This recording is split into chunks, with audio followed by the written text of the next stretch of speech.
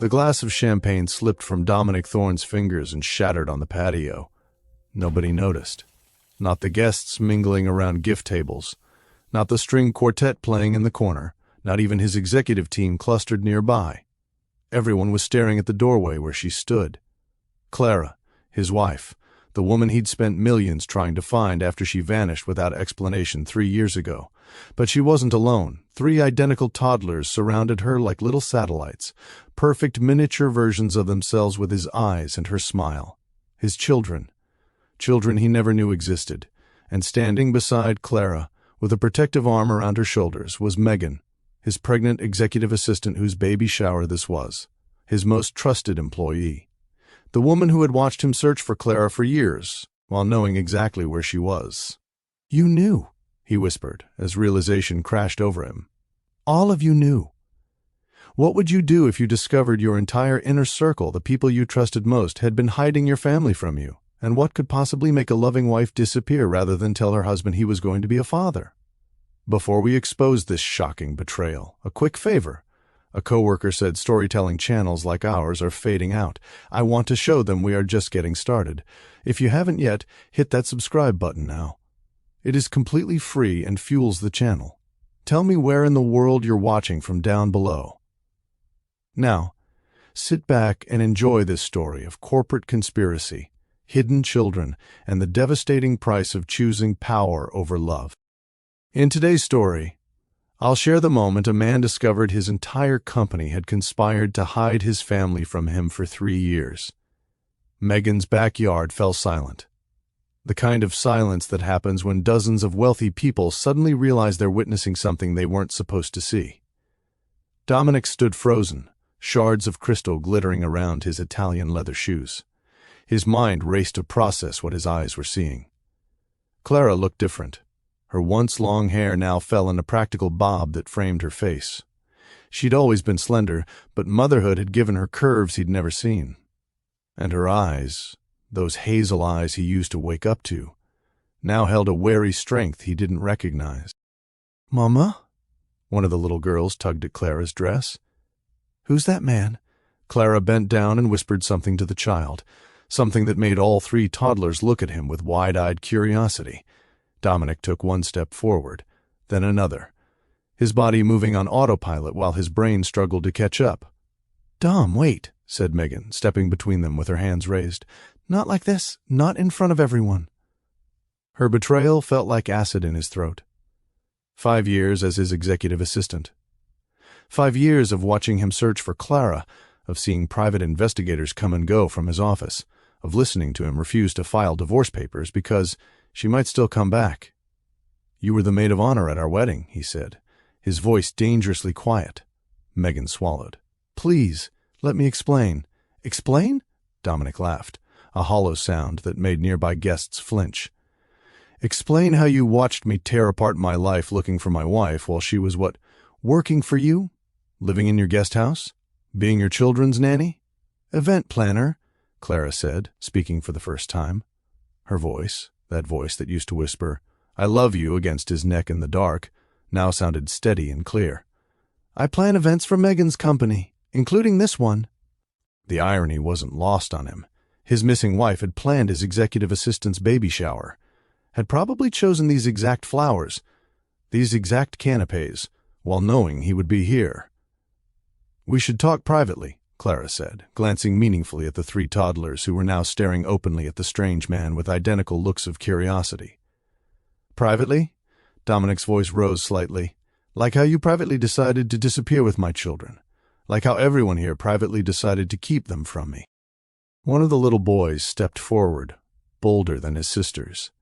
He had Dominic's eyes exactly, that unusual steel blue that had graced Thorne men for generations. "Mama says you're loud," the boy announced with the brutal honesty of a toddler. Despite everything, Dominic felt his anger falter. This was his son who was looking at him like a stranger.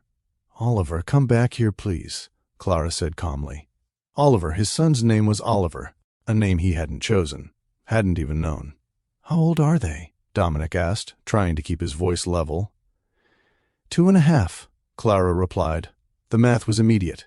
She'd been pregnant when she left, just barely pregnant, but pregnant nonetheless. "Dominic," Clara said quietly. "Not here. Not like this." She was right. Whatever had happened between them, these children didn't deserve to witness their first meeting with their father as a public spectacle. "Megan's study," he said, looking at his assistant. "Now." Megan nodded quickly. "I'll watch the triplets." "They come with me," Clara said firmly, gathering the children closer to her. "They stay with me." "Fine," Dominic said, already turning toward the house.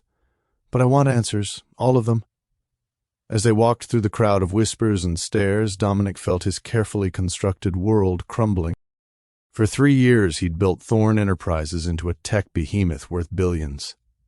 He'd convinced himself that success could fill the Clara-shaped hole in his life. That power could substitute for love. Now, watching his wife guide their 3 children through his assistant's expensive kitchen, he realized how empty his empire really was. The study was quiet and tastefully decorated, with French doors that opened onto a private section of garden. Clara settled the triplets by the window with a tablet they clearly shared, whispering instructions to them about behaving. 20 minutes, she told them, brushing a kiss across each small forehead. "Then we can go home." Home. A home he didn't know, had never seen. When she finally turned to face him, her expression was composed but wary. "Where do you want me to start?" she asked. "How about with why?" Dominic's voice cracked slightly on the word. "Why did you leave without a word? Why did you hide my children from me?" Clara's eyes flashed with something. Anger or pain, he couldn't tell. "You don't remember, do you?" she asked. "Our last conversation before you left for Tokyo." Dominic frowned, casting his mind back. "We argued about my hours, about the Westlake acquisition, but that doesn't explain—" "I told you I wasn't feeling well," Clara interrupted. "That I'd been sick every morning that week. And do you know what you said?" The memory returned with brutal clarity. He'd been distracted, reviewing his presentation while packing. "I said you should see a doctor if it continued," he recalled. "No," Clara said quietly. "You said, 'Can you please not start this now? I have to nail this presentation.' You didn't even look up from your phone." Dominic winced. "I was distracted." "That still doesn't explain why you'd leave without—" "The next day I went to surprise you at the office for lunch," Clara continued, as if he hadn't spoken. "I was going to tell you about the pregnancy test I'd taken that morning. But when I got there, I overheard something. One of the little girls, not Oliver, came over and tugged at Clara's hand. "Mama, Oliver won't share," she said in a soft voice. "Just a minute, Lily," Clara replied, smoothing the child's dark curls. "Go tell Oliver that Mama says it's Sophia's turn with the tablet." Lily, Sophia, Oliver. His children had names, personalities, a whole existence he knew nothing about. "What did you overhear?" Dominic asked after Lily returned to her siblings. Clara's expression hardened. "I heard Victoria Reeves tell you that she would handle the Clara problem, so nothing would interfere with the acquisition. And you told her to do whatever it takes." Victoria Reeves, his chief operating officer, the woman who had been his right hand during the company's meteoric rise. "That wasn't about you," Dominic said, the memory clicking into place. "There was a journalist named Clara Sinclair investigating Westlake before the acquisition. Victoria was talking about handling the PR problem." "Really?" Clara's voice was skeptical. "Because the next day, while you were in Tokyo, Victoria came to our apartment. She told me you were planning to divorce me after the acquisition closed, that you needed someone more corporate as your wife, someone who wouldn't embarrass you at business functions or distract you from your goals." Dominic stared at her, stunned. "Victoria said that to you, and you believed her?" "Why wouldn't I?" Clara's voice rose slightly. "You'd canceled our anniversary dinner to work on the Westlake deal. You'd missed my gallery opening because of a last-minute meeting Victoria scheduled, and I'd just overheard you telling her to do whatever it takes regarding me." One of the triplets, Sophia, he thought, looked up at her mother's raised voice. Clara immediately softened her tone.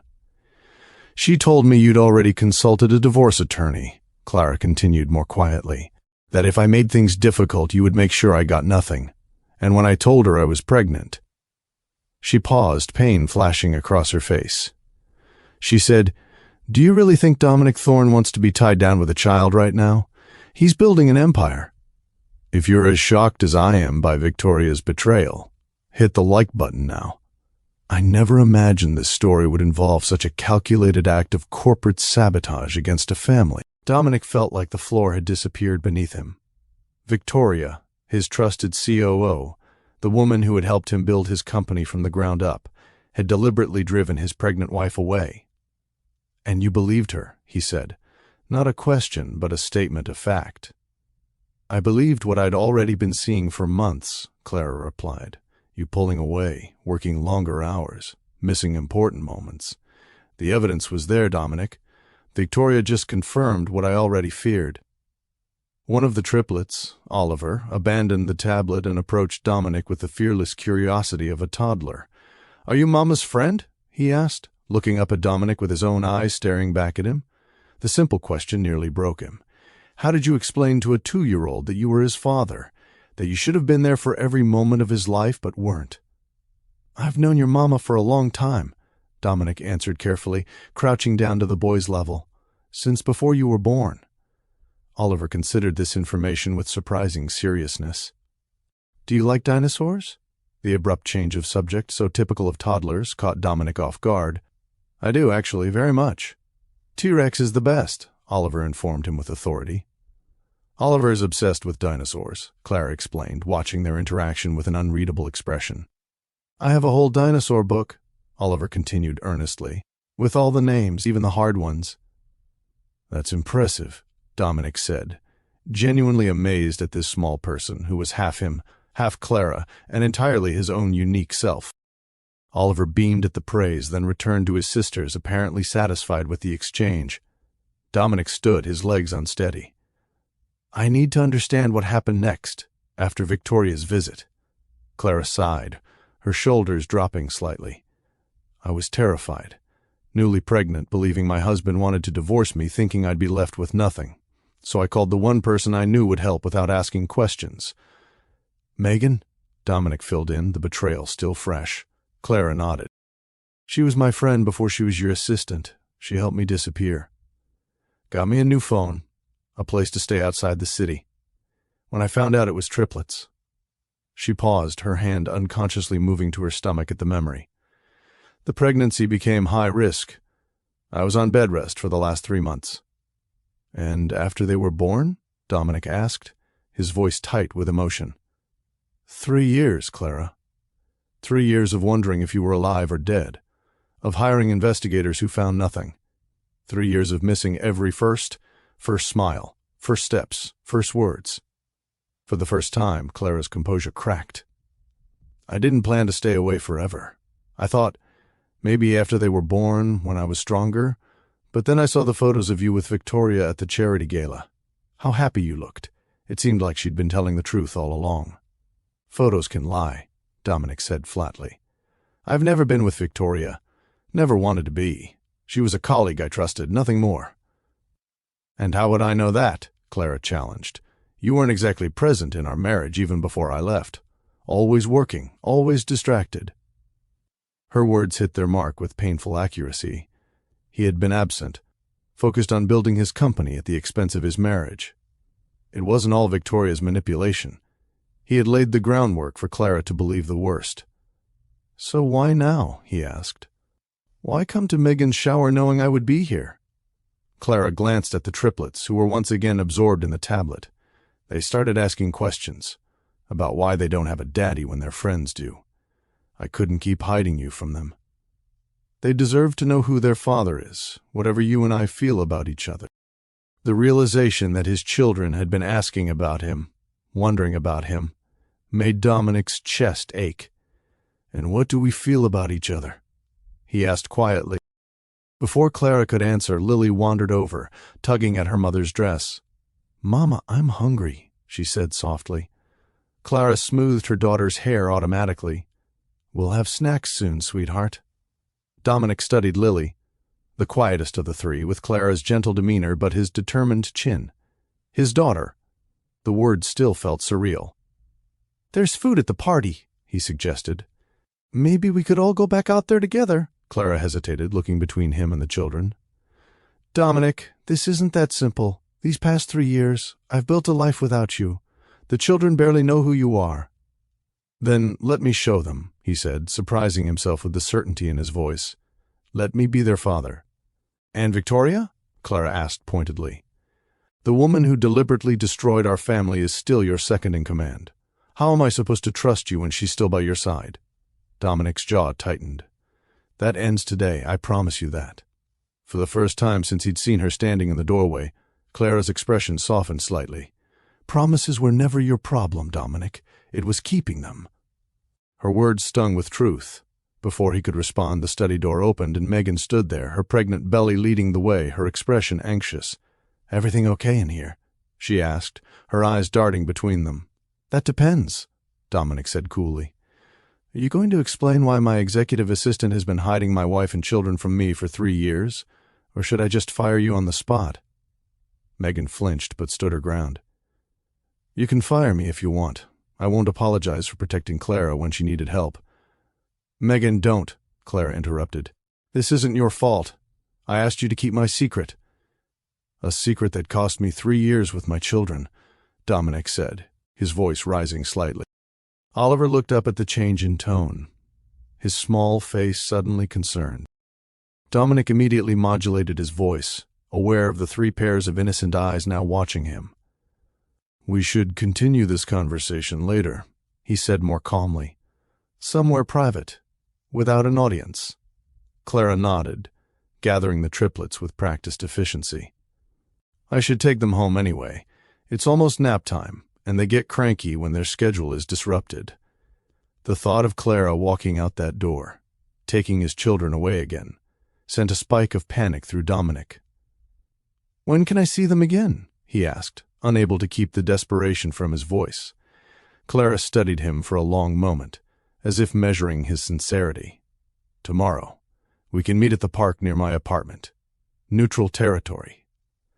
"I'll clear my entire day," Dominic said immediately. A hint of the old Clara, the woman who used to tease him about his overpacked calendar, surfaced in her slight smile. The mighty Dominic Thorne, clearing his schedule for a playdate.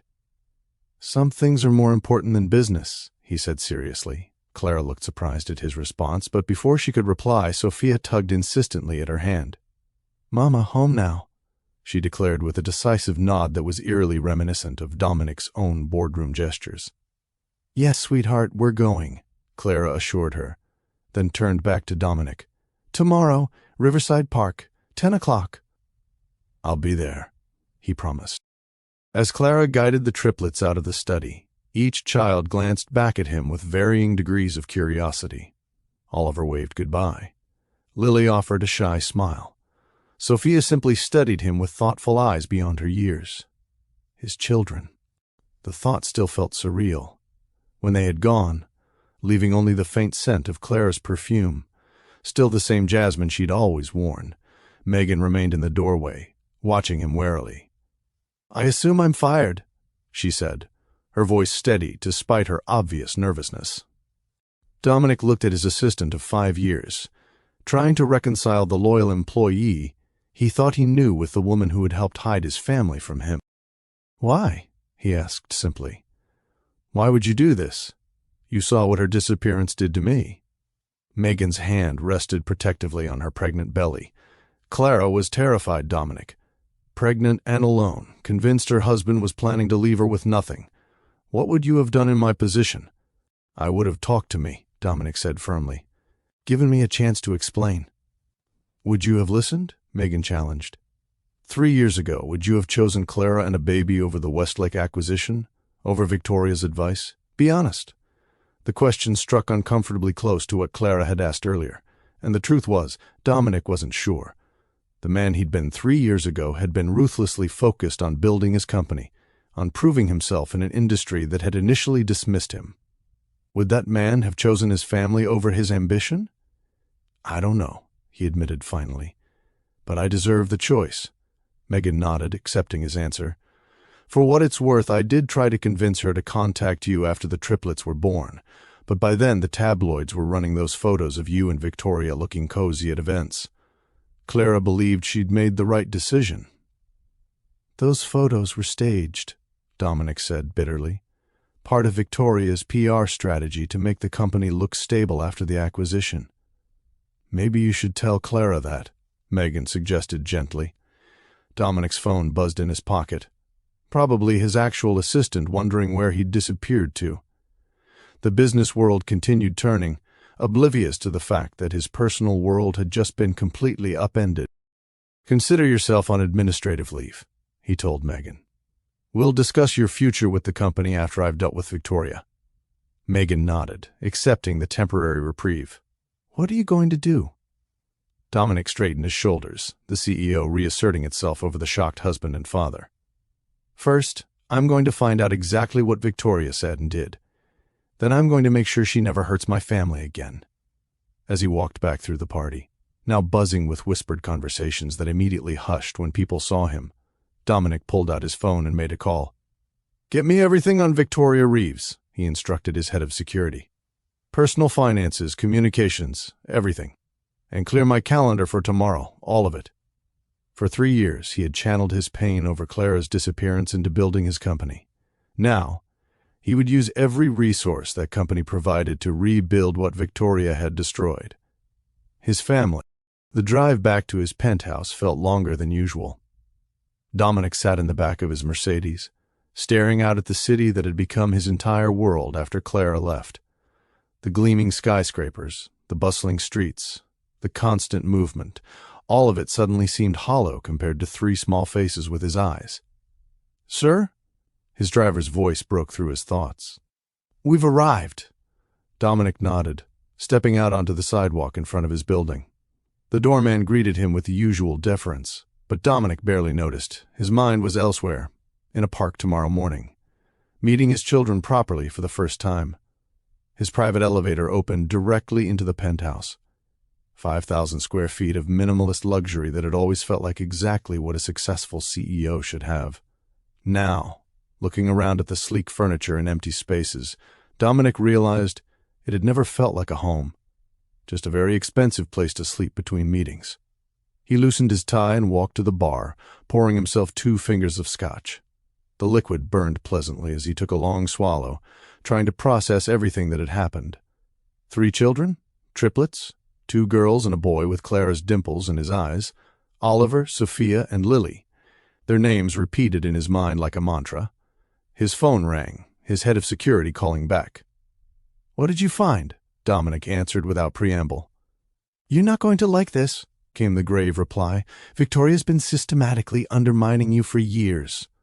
We found emails to board members questioning your leadership, strategy memos that were modified before reaching your desk, and financial irregularities that suggest she may have been setting you up to take a fall if the Westlake acquisition had gone sideways."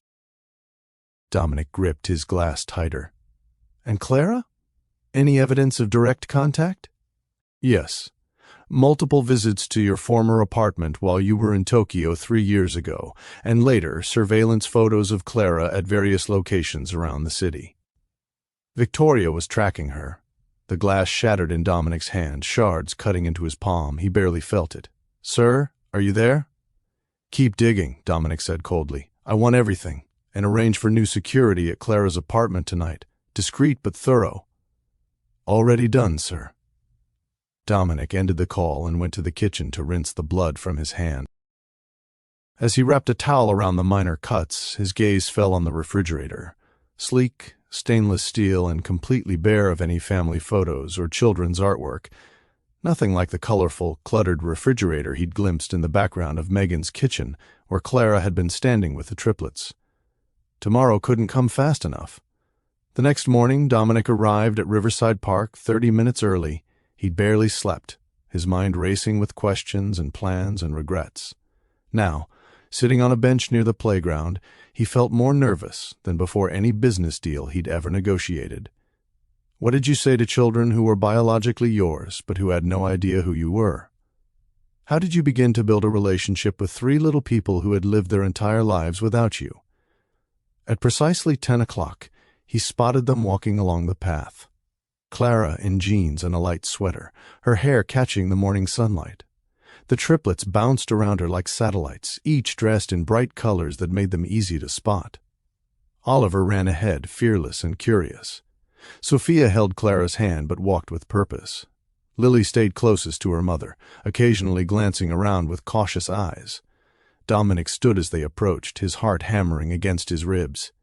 "You came," Clara said, sounding slightly surprised despite their arrangement. "I said I would," Dominic replied simply. Then, looking down at the children, he added, "Good morning." Oliver stepped forward immediately. "Do you remember me? I told you about dinosaurs?" "Of course I remember you, Oliver," Dominic said, fighting to keep his voice steady. "I remember all of you, Sophia and Lily, too." Sophia regarded him with solemn eyes. "Mama says you're important." "Not as important as being here with you," Dominic answered honestly. Clara looked surprised at his response, a flicker of something, approval perhaps, crossing her face before she masked it. "There's a good playground just over there," she said, nodding toward colorful equipment visible through the trees. "The triplets love the swings." "Swings!" Oliver shouted, already darting in that direction. "Oliver, wait!" Clara called, but he was already running full tilt toward the playground. "I've got him," Dominic said automatically, jogging after his son with surprising speed for a man who rarely found time for exercise these days. He caught up to Oliver just as the boy reached the playground, scooping him up before he could dart into the path of a child on a swing. "Whoa there, buddy," Dominic said, settling Oliver on his hip with an instinctive ease that surprised him. "We need to wait for your sisters and Mom." Oliver looked at him with wide eyes, clearly surprised at being picked up by someone he barely knew. But instead of crying or pulling away, he simply said, "You're really tall." "Yes, I am," Dominic agreed, fighting back unexpected emotion at this simple interaction with his son. Clara arrived with the girls, slightly out of breath. "Thank you. He's our little runner." "I'm fast," Oliver agreed proudly from his perch in Dominic's arms. "Yes, you are," Clara said with the patient tone of a mother who had chased this particular child many times before. "But remember our safety rules. Stay where Mama can see you." Oliver nodded solemnly, then squirmed to be put down. Dominic complied, watching as the boy immediately ran to the slide, his earlier scolding already forgotten. "He has about 15 seconds of attention span," Clara explained wryly. "He's perfect," Dominic said without thinking. Clara's eyes widened slightly at the naked emotion in his voice. Before she could respond, Sophia tugged at her hand. "Swings, Mama," she reminded them, practical even at 2.5. "Yes, sweetheart," Clara said. "Let's go." The next hour passed in a blur of playground activities. Dominic pushed the girls on swings, caught Oliver at the bottom of the slide, and marveled at how quickly the triplets seemed to accept his presence. They didn't know him as their father. Clara had explained they were simply meeting Mama's friend Dominic for now. But children had an openness that adults had long since lost. As he helped Lily across the monkey bars, her tiny hands gripping his much larger ones, Dominic felt a piece of his heart shift and realign. This small, serious girl with her careful movements and watchful eyes was his daughter. Part of him. A miracle he hadn't known existed until yesterday. "You're doing great, Lily," he encouraged as she reached the end of the bars. She offered him a shy smile that felt like winning the lottery. When the children ran to the sandbox, Dominic and Clara sat on a nearby bench, close enough to watch them but far enough for a semblance of privacy. "They're amazing," Dominic said, his eyes never leaving the triplets. "You've done an incredible job with them, Clara." "It hasn't been easy," she admitted. 3 babies at once. There were days I thought I wouldn't survive it. Nights I didn't sleep more than 20 minutes at a stretch." The thought of Clara struggling alone while he lived in his luxurious penthouse, oblivious to her challenges, made Dominic's chest ache with regret. "I should have been there," he said quietly. "Regardless of what happened between us, I should have been there for them. And for you." Clara was quiet for a moment, watching the children play. "I've had a lot of time to think about what happened," she finally said. "About Victoria's role in it. But the truth is, Dominic, she couldn't have driven me away if there hadn't already been cracks for her to exploit."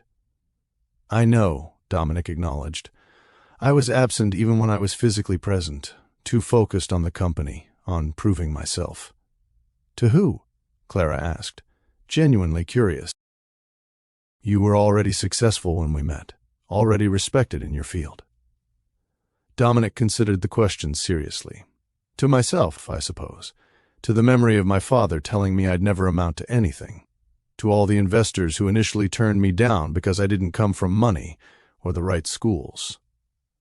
Clara nodded, understanding in her eyes. She had always been able to see through his carefully constructed facade to the insecure boy who still lived inside the powerful man. "What will you do about Victoria?" she asked, changing the subject. "She's already on administrative leave pending an investigation," Dominic said, a hard edge entering his voice. "By the end of the week she'll be out permanently, with legal charges likely to follow. My security team found evidence of financial improprieties beyond what she did to us.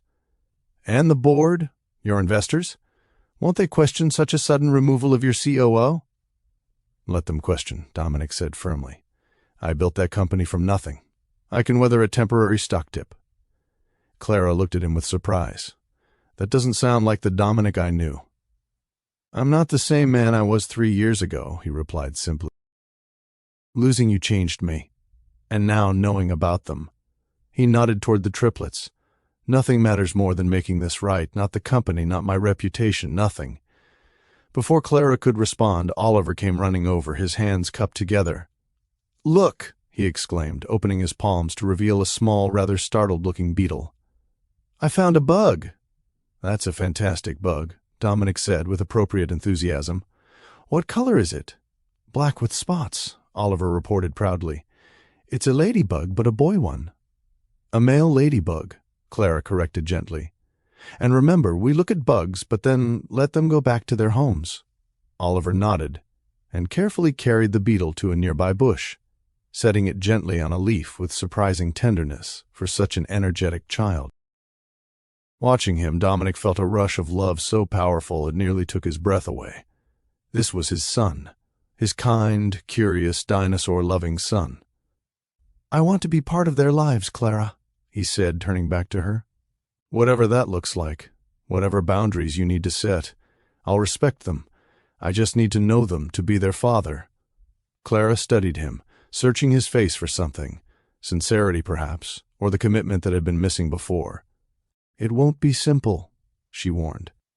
They have routines, stability. I won't disrupt that even for you. I don't want to disrupt anything, Dominic assured her. I'll work around their schedules. I'll come to them, whatever they need. Clara seemed to come to a decision. We could start with dinner. Tonight, at our apartment. They'll be in their familiar environment, and you can see their normal evening routine. I'd like that, Dominic said immediately. Very much. It won't be what you're used to, Clara warned. Macaroni and cheese is a staple. There will be spills, probably tantrums, definitely mess. For the first time since seeing her at the baby shower, Dominic smiled. Really smiled, with the warmth that had once made Clara fall in love with him. Sounds perfect.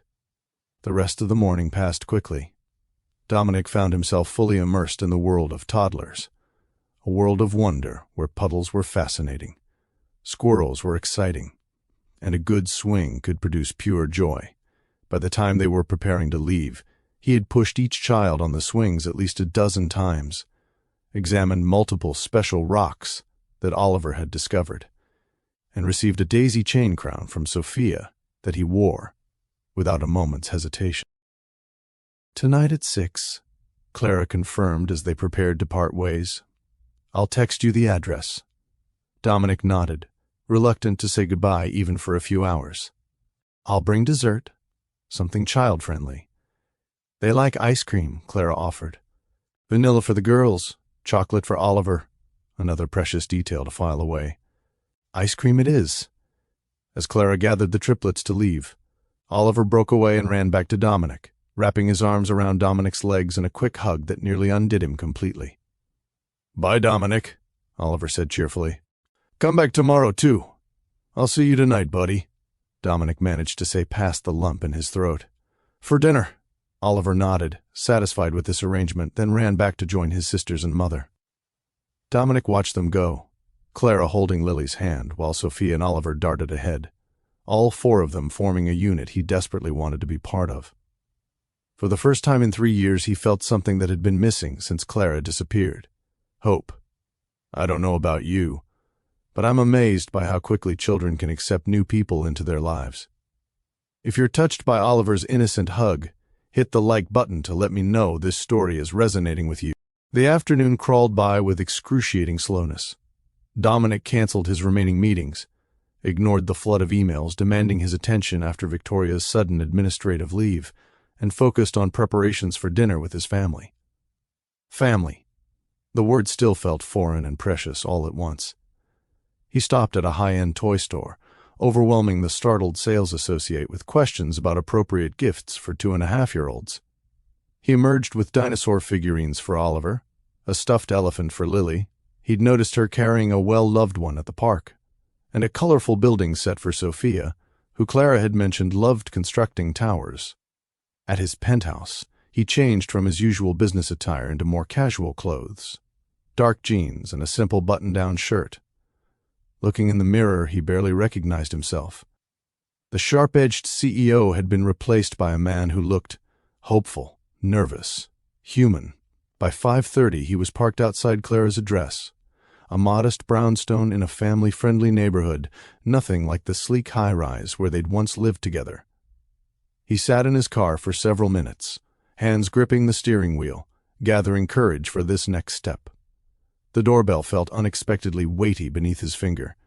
From inside, he heard the unmistakable sounds of children, running feet, high voices, the controlled chaos of family life. Clara opened the door with Lily on her hip. Both looked slightly disheveled, as if he'd caught them in the middle of something.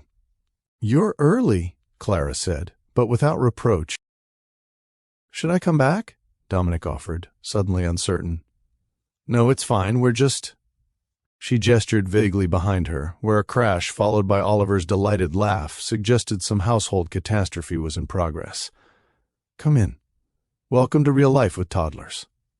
The apartment was nothing like their former shared penthouse, where that had been all clean lines and expensive minimalism. This space was colorful, lived in, and undeniably child-centered.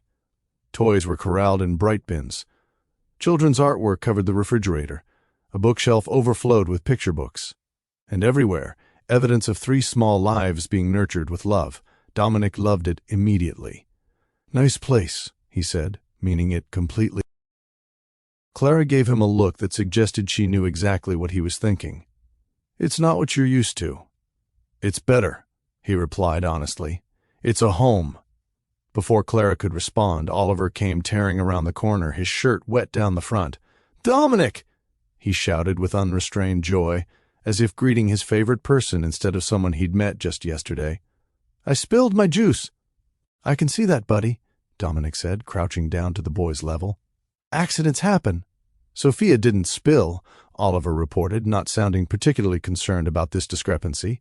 "Where is Sophia?" Dominic asked, looking around for the third triplet. "Time out," Oliver said matter-of-factly. "She throwed a block." Clara sighed, shifting Lily to her other hip. "She threw a block at her brother's head," she clarified. "We're working on using words instead of projectiles when we're angry." The casual way she described normal sibling conflicts made Dominic ache for all the parenting moments he'd missed. "I brought some gifts," he said, holding up the shopping bags. "Is that okay?" Clara hesitated. "You don't need to buy their affection, Dominic. That's not—" he began, then stopped himself. "I just wanted to bring something, but I'll follow your lead on this." His deference to her parenting decisions seemed to surprise her. After a moment, she nodded. "After dinner would be better, otherwise they'll be too excited to eat." Oliver, who had been listening to this exchange with interest, tugged at Dominic's pant leg.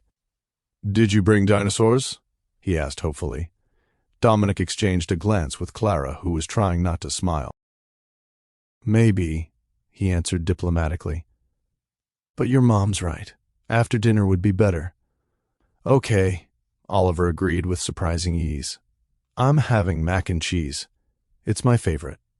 "Mine too," Dominic said, which was absolutely not true. He couldn't remember the last time he'd eaten such a pedestrian dish, but felt right in the moment.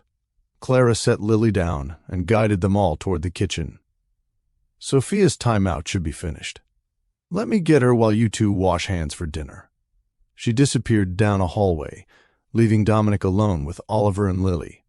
The little girl regarded him solemnly, still shy despite their morning at the park. "Would you like help washing your hands?" Dominic offered gently. To his surprise, Lily nodded and slipped her tiny hand into his much larger one, leading him to a step stool by the kitchen sink. The simple act of trust, this small, cautious child willingly taking his hand, made his throat tighten with emotion. By the time Clara returned with a somewhat sullen Sophia, Dominic had successfully helped both children wash their hands and was listening intently to Oliver's detailed explanation of why T-Rex was definitely the best dinosaur, despite what his friend Jake from playgroup thought about Triceratops. Dinner was exactly as Clara had warned. Messy, chaotic, and nothing like the refined meals Dominic was accustomed to. Macaroni and cheese was indeed the centerpiece, accompanied by cut-up vegetables that the triplets approached with varying levels of enthusiasm. Milk was spilled, food was dropped. Sophia refused to eat her carrots until Clara cut them into smaller pieces. Oliver talked continuously about dinosaurs, rarely pausing long enough to actually eat, and Dominic loved every minute of it. He found himself naturally falling into the rhythm of family dinner, passing napkins, answering Oliver's endless questions, encouraging Lily when she carefully speared a piece of broccoli. It felt right, in a way that business dinners with their political maneuvering and hidden agendas never had. Clara watched him throughout the meal, her expression a mixture of wariness and growing surprise at how easily he adapted to the chaos. After dinner came the ice cream he'd brought, served in colorful plastic bowls with equally colorful plastic spoons. Dominic had specifically requested no nuts, remembering Clara's mild allergy and wondering if the children might have inherited it. "You remembered," Clara said quietly as she helped Lily with her ice cream. "I remember everything about you," Dominic replied simply. Something flickered in Clara's eyes, a softening perhaps, before she looked away. When dessert was finished and sticky faces were cleaned, Dominic brought out the gifts. The children's reactions were worth every moment of uncertainty. Oliver gasped dramatically at the dinosaur set, immediately dropping to the floor to examine each figure. Sophia methodically investigated her building blocks, already planning structures, and Lily held her new elephant with such gentle wonder that Dominic had to look away to compose himself. "What do we say?" Clara prompted. "Thank you," came three little voices in imperfect unison. "You're very welcome," Dominic replied, his voice rough with emotion. Bath time followed, a process that seemed to involve more water on the floor than in the tub. Dominic stayed in the background, letting Clara manage the familiar routine while offering help when needed. He handed towels, found misplaced pajamas, and marveled at how efficiently Clara managed to get 3 squirming toddlers clean, dried, and dressed for bed. "Story time," Oliver asked hopefully when all 3 were finally in pajamas. "One story," Clara agreed. "It's already past bedtime." "Dominic read it," Sophia declared, surprising everyone with her firm request. Clara looked at him questioningly. "Would you mind?" "I'd be honored," Dominic said, meaning every word. The children led him to their bedroom, a space clearly designed for triplets, with 3 small beds arranged around the room. Colorful murals decorated the walls, dinosaurs on one side for Oliver, a forest scene for Lily, and a cityscape for Sophia. Another example of how thoroughly Clara had built a world for their children without him. The triplets clambered onto Oliver's bed, apparently sharing story time before going to their own beds for sleep. Oliver handed Dominic a well-worn picture book about, unsurprisingly, dinosaurs. "This one," he instructed, "and do the voices." "Oliver," Clara chided gently from the doorway. "Ask nicely." "Please read this one," Oliver amended, "and please do the voices." "I'll do my best," Dominic promised, settling onto the edge of the bed. Reading to his children for the first time, something he should have been doing since they were born, was both wonderful and heartbreaking. He did indeed do the voices, earning giggles from all 3 triplets. When the story ended, he found himself reluctant to close the book, to end this perfect moment. "Time for bed," Clara announced from the doorway. "Everyone in their own beds." The goodnight routine was clearly well established. Clara kissed each child, tucked blankets, turned on nightlights, Dominic stood awkwardly, unsure of his place in this ritual. Then Oliver looked up at him expectantly. "Night-night kiss." The simple request nearly undid him. With Clara's slight nod of permission, Dominic bent and pressed a gentle kiss to his son's forehead. "Good night, Oliver. Sleep well." Sophia was next, accepting his kiss with solemn dignity. "Good night, Dominic. Thank you for blocks." "You're welcome, Sophia. Sweet dreams." Finally, Lily, who reached up with both arms in a silent request to be hugged rather than simply kissed good night. Dominic gathered her small form carefully, breathing in the clean shampoo smell of her hair, feeling her tiny arms around his neck. "Good night, sweet Lily," he whispered. "I'll see you tomorrow." "Promise?" she asked, her voice so soft he almost missed it. "I promise," he replied without hesitation. Clara watched this exchange from the doorway, her expression unreadable. When all three children were settled, she led Dominic back to the living room, closing the bedroom door most of the way behind them. For a moment they stood in awkward silence, the evening's domesticity suddenly giving way to the reality of their complicated situation. "Thank you," Dominic said finally, "for letting me be part of this, for not turning me away after everything that's happened." Clara sank onto the couch, looking suddenly tired. "They deserve to know their father. Whatever happened between us, that's separate from what they need." Dominic sat beside her, careful to maintain a respectful distance. "And what about what you need, Clara?" She looked surprised by the question. "What do you mean?" "I mean, raising triplets essentially on your own can't be easy. Even with Megan's help, there must be things you need, support, resources, time for yourself." Clara laughed softly, though there was little humor in it. "Time for myself? I barely remember what that feels like. The triplets have been the center of my universe since the moment I found out I was pregnant." "Let me help," Dominic said earnestly.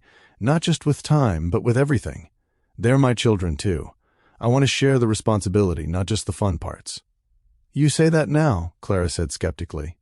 "But what happens when the novelty wears off? When you're faced with tantrums and sick days and the endless repetition of parenting, will your empire still come first then?" "No," Dominic said firmly. "Nothing comes before them now. Nothing. I spent 3 years chasing success that turned to ash the moment I saw you and the triplets at that baby shower. I won't make the same mistake again." Clara studied him, searching for the truth in his words. "What exactly are you proposing?" "Co-parenting, to start." Dominic said carefully. "Regular time with the triplets. Financial support, of course. And maybe." He hesitated, not wanting to push too far too fast. "Maybe the chance to rebuild something between us. Not right away. I know I need to earn back your trust. But eventually." "Dominic," Clara began, her voice gentle but firm. "What we had, it's gone. Too much has happened. Too much time has passed." "I'm not asking for what we had," he clarified. "That relationship was flawed. I see that now. I was absent even when I was present, distracted, self-absorbed. I'm asking for the chance to show you who I am now. Who losing you made me become." Before Clara could respond, a small voice called from the hallway. "Mama, water please." "Coming, Lily," Clara called back, rising from the couch with the automatic response of a mother used to bedtime stall tactics. When she returned a few minutes later, the moment had passed. "It's getting late," she said, though not unkindly. "The triplets wake up at 6, regardless of what time they go to sleep." Dominic nodded, accepting the gentle dismissal. "When can I see them again?" "They don't have playgroup tomorrow," Clara offered. "You could come by in the morning if you don't have meetings." "I'll be here," Dominic said immediately. "What time?" 8? They'll have already had breakfast by then." 8 it is, he agreed, standing to leave. At the door, he paused. "Clara, thank you. Not just for tonight, but for the amazing job you've done with them. They're incredible children. You should be proud of what you've accomplished." Clara's expression softened slightly. "Good night, Dominic." As he drove back to his empty penthouse, Dominic felt both elated and devastated. Elated to have found his family, to have been welcomed, however cautiously, into their lives. Devastated at all the time he'd lost, first through his own neglect, then through Victoria's manipulation. Tomorrow, he promised himself as he entered his sterile, unlived-in apartment. Tomorrow he would continue building bridges. Tomorrow he would take another step toward being the father his children deserved. And maybe someday the husband Clara deserved as well. The next few weeks fell into a rhythm. Dominic rearranged his entire schedule to accommodate time with the triplets. Mornings before work, evenings after dinner, weekend outings to parks, museums, zoos. He learned their routines, their preferences, their individual personalities. Oliver was bold and energetic, charging into each day with boundless enthusiasm. Sophia was methodical and observant, studying everything before committing. Lily was gentle and thoughtful, forming deep attachments to both people and things. With each visit, the children grew more comfortable with him. Oliver began calling him Dommy when Dominic proved too difficult to consistently pronounce. Sophia would now hold his hand on walks without prompting. And Lily, his shy little Lily, had started saving special treasures to show him. A particularly smooth pebble, a fallen leaf with interesting colors, a drawing she'd made just for him. Clara watched this growing bond with a mixture of emotions, relief that the children were accepting Dominic so easily, wariness born of past hurt, and something else, a reluctant appreciation for the man Dominic was proving himself to be, because this Dominic was different from the husband she'd left. This Dominic showed up when he said he would, listened attentively to endless toddler stories, sat through animated movies without checking his phone once, put the children first in ways the old Dominic never would have considered. 3 weeks after that first dinner, Dominic arrived at Clara's apartment to find her looking frazzled, phone pressed to her ear. "I understand, but there's no way I can—" She broke off, noticing him in the doorway. "Can you hold just a minute?" She covered the phone. "The triplets' regular sitter is sick, and I have a major client meeting I can't reschedule." "I'll watch them," Dominic offered immediately. Clara's eyes widened. "It's a full day, 8 hours at least." "I can handle it," he said, with more confidence than he felt. "I've taken the day off anyway to take them to the Children's Museum, remember?" Clara hesitated, clearly torn between necessity and concern. "They can be a lot, even for me, and all 3 together?" "Clara," Dominic said gently, "they're my children too. Let me do this. Let me show you I can." After a moment she nodded and returned to her call. "Actually, their father is available to watch them," she said, the words, "their father," sending a thrill through Dominic. "I'll be there at 9. When she hung up, she gave him a searching look. "Are you sure about this? I can try to find someone else." "I'm sure," Dominic said firmly. "You go to your meeting. The triplets and I will have a great day." Clara still looked uncertain, but began gathering her materials. "There's lunch in the fridge, sandwiches and cut-up fruit. They need to nap at 1, though Sophia will fight it. Lily might have an accident, even though she's mostly potty-trained now. And Oliver will try to convince you that he's allowed to have cookies before lunch, but he's absolutely not," Clara finished, rushing through instructions as she gathered her portfolio and laptop. "Got it," Dominic said, mentally cataloging everything. "No cookies before lunch. Nap at 1. Possible resistance from Sophia." Clara paused, her hand on the door. "The emergency numbers are on the fridge. Call me if anything." "We'll be fine," Dominic assured her, gently steering her toward the exit. "Go dazzle your client. Show them why you're the best event planner in the city." Clara gave him a surprised look, as if she hadn't expected him to know or care about her career success. "I'll be back by 5 at the latest." "Take your time," he said. "We've got this, don't we, team?" The triplets, who had been watching this exchange with interest from the living room, nodded with varying degrees of enthusiasm. Even Sophia, usually the most reserved with him, seemed excited about a day with Dommy. After Clara left, Dominic turned to face his children with what he hoped was confident parental authority. "So, who wants to go to the Children's Museum?" "Me!" Oliver shouted immediately, jumping up and down. "Me too," Lily added softly. Sophia studied him thoughtfully. "Is there building things there?" "Absolutely," Dominic assured her. "A whole section just for building." This sealed the deal, getting 3 toddlers dressed, sunscreened, shod, and out the door, however, proved more challenging than closing a billion-dollar acquisition. Shoes were mysteriously missing. Bathroom breaks were suddenly urgent. Oliver insisted on bringing 3 separate dinosaur toys, then couldn't find his favorite T-Rex. By the time Dominic had everyone loaded into the car, he'd had car seats professionally installed in his SUV the day after meeting them. He had a new appreciation for Clara's daily logistical achievements. The Children's Museum was a hit. Dominic followed his 3 small charges from exhibit to exhibit, watching as they explored, created, and discovered with the endless energy of toddlers. Oliver was drawn to the dinosaur dig. Sophia spent nearly an hour in the building zone, constructing increasingly complex towers. Lily loved the water table, carefully experimenting with concepts of floating and sinking. Dominic found himself fully immersed in their world, his phone silenced and forgotten in his pocket. The constant demands of his company, the emails, calls, decisions, all faded away as he helped Oliver identify fossils, steadied Sophia's tallest tower, and praised Lily's observations about which objects floated in water.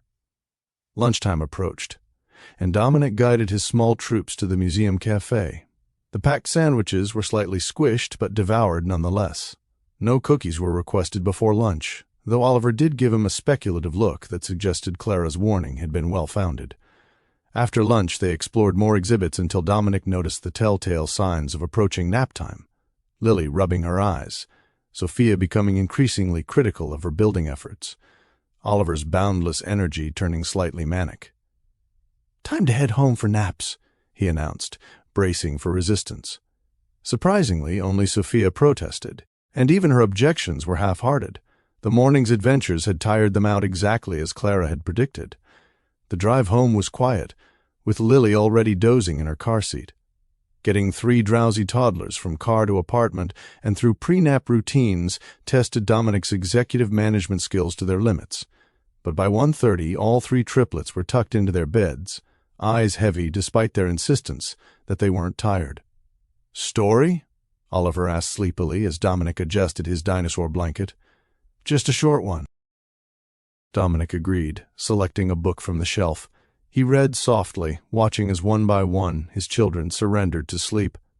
Oliver first, mid-dinosaur question. Sophia next, still clutching a block she'd brought home from the museum. Lily last, fighting to keep her eyes open until the final page. Standing in the doorway of their room, watching 3 small chests rise and fall in the peaceful rhythm of sleep, Dominic felt an overwhelming surge of love. These were his children, his responsibility, his greatest achievement, though he'd had no part in shaping them so far. That would change, he vowed silently. From now on, he would be present for everything. Skinned knees and nightmares, first days of school and lost teeth, all the small moments that together created a childhood. While the triplets napped, Dominic tidied the apartment, folding laundry he found in the dryer and washing the few dishes in the sink. Small gestures, but he wanted Clara to see that he could handle the mundane aspects of parenting, not just the fun outings. When Clara returned home just after 4, she found Dominic sitting on the floor with all 3 children, helping them build what appeared to be a dinosaur habitat out of blocks, cushions, and various household items. "Mama!" Lily spotted her first, running to hug Clara's legs. "We made a dino home." "I can see that," Clara said, taking in the elaborate construction that now dominated her living room. "It looks amazing." "Dommy helped," Oliver informed her proudly. "He knows about habitats." Clara raised an eyebrow at Dominic. "Does he now?" Dominic shrugged, slightly embarrassed. "I may have done some dinosaur research after meeting Oliver, just to keep up." The admission seemed to touch Clara. She set down her portfolio and joined them on the floor, listening as the triplets excitedly recounted their day at the museum, occasionally glancing at Dominic with something that looked almost like admiration. When the children returned to their play, she leaned closer to him. "Thank you. How did it go, really?" "Honestly," Dominic said quietly, "it was the best day I've had in years. They're incredible, Clara, so smart, so unique. I can't believe I missed so much of their lives." Clara's expression softened. "But you're here now. That's what matters to them." The words felt like absolution, or at least the beginning of it. As the weeks continued, Dominic became an increasingly integrated part of the triplets' lives. Weekend visits expanded to include occasional overnights at his penthouse, which he'd child-proofed and furnished with toddler beds, toys, and books. He attended doctor appointments, playgroup events, and even a parent-teacher conference at their preschool, sitting beside Clara as a united front despite their separate lives. The triplets now called him Daddy, a transition that had happened naturally after Sophia had asked one day why their friend Jake called his father Daddy while they called Dominic by his name. Clara had gently explained that Dominic was in fact their daddy, and the title had been enthusiastically adopted by all three. The first time Oliver had called him Daddy instead of Dommy. Dominic had needed to excuse himself to the bathroom to compose himself. Through it all, Victoria's shadow loomed. The investigation into her actions had revealed a pattern of manipulation that extended beyond her interference in Dominic and Clara's marriage. Financial improprieties, corporate espionage, attempts to undermine Dominic's leadership with the board. She had been quietly but firmly removed from the company, with legal proceedings pending, but the damage she'd caused to their family couldn't be so easily dismissed. 2 months after reconnecting at the baby shower, Dominic arrived at Clara's apartment for his regular Saturday morning visit to find her sitting at the kitchen table, staring at her laptop with a troubled expression. "Everything okay?" he asked as the triplets ran to greet him with their usual enthusiasm. "Victoria called me," Clara said quietly, ensuring the children couldn't overhear. "She wants to meet." Dominic felt a cold knot form in his stomach. "Absolutely not. After what she did—" "I think I need to," Clara interrupted. "For closure. To understand why she targeted our family so specifically." "Let me come with you," Dominic insisted, "or at least have security nearby." Clara considered this, then nodded. "Security might be good, but I need to speak with her alone." Dominic wanted to argue, but recognized the determination in Clara's eyes. It was the same strength that had helped her build a new life for herself and their children after leaving. "Where and when?" he asked instead. "Tomorrow afternoon, a cafe downtown. The triplets have a playdate at Megan's, so timing works." Dominic nodded, already mentally arranging security details. "Just be careful. Victoria is manipulative. Whatever she tells you, I know who she is now," Clara assured him. "I won't be fooled again." The next day, Dominic paced his penthouse, unable to concentrate on anything while Clara met with Victoria. His security team had positioned 2 plainclothes personnel in the cafe, with instructions to intervene if the conversation became heated. Still, he couldn't shake his unease.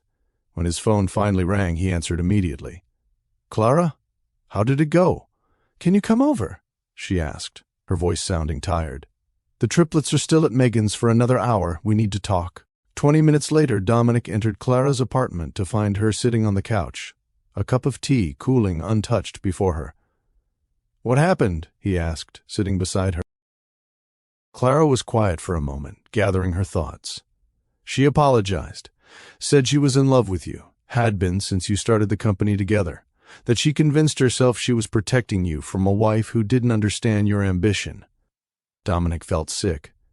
"Clara, I know," she interrupted gently. "I believe you now, but back then—" She shook her head.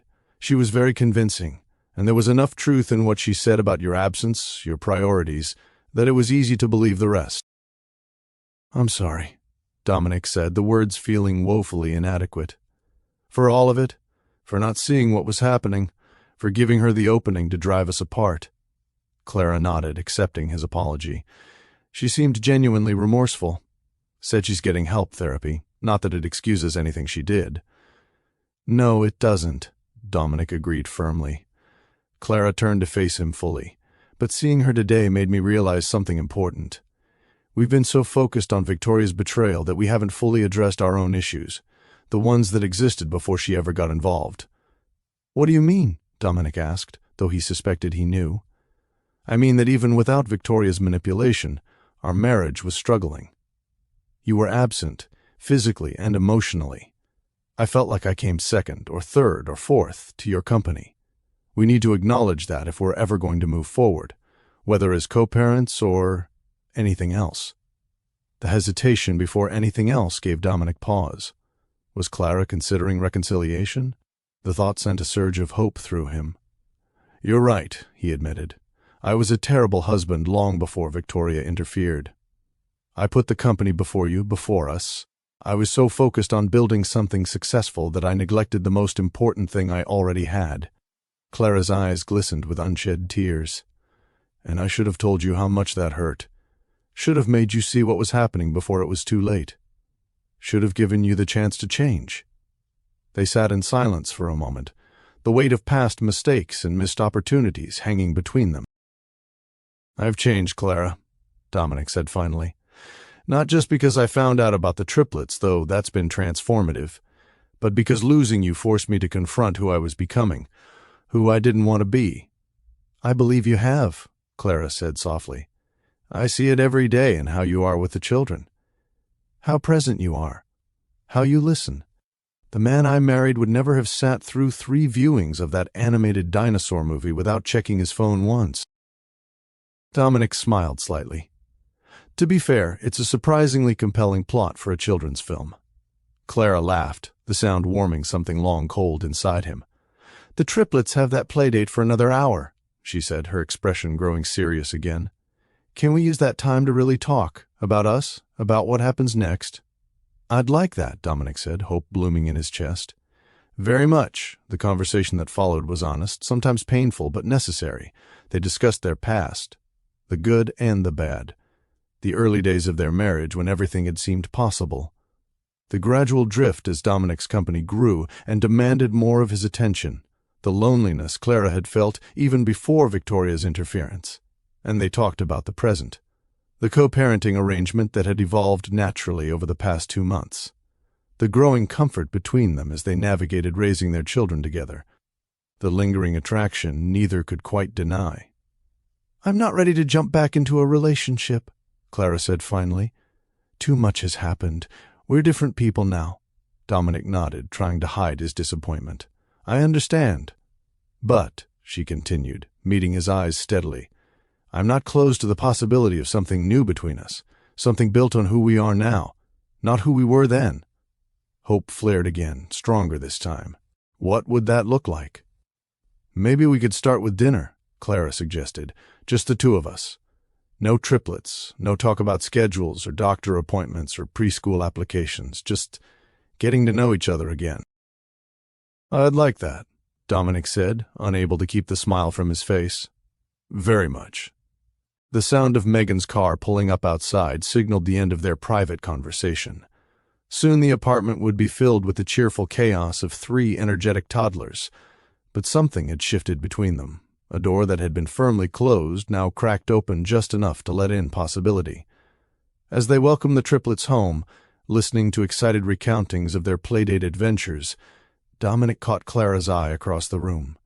She smiled, a real smile, warm and genuine, and he smiled back, feeling for the first time in years that his family might truly be whole again. Not as they were before, but as something new, something stronger. Something built on truth, understanding, and the kind of love that can weather even the most painful storms. If you believe in second chances and the power of facing hard truths to heal old wounds, hit the like button and share your thoughts in the comments. Sometimes the greatest growth comes from our most painful moments.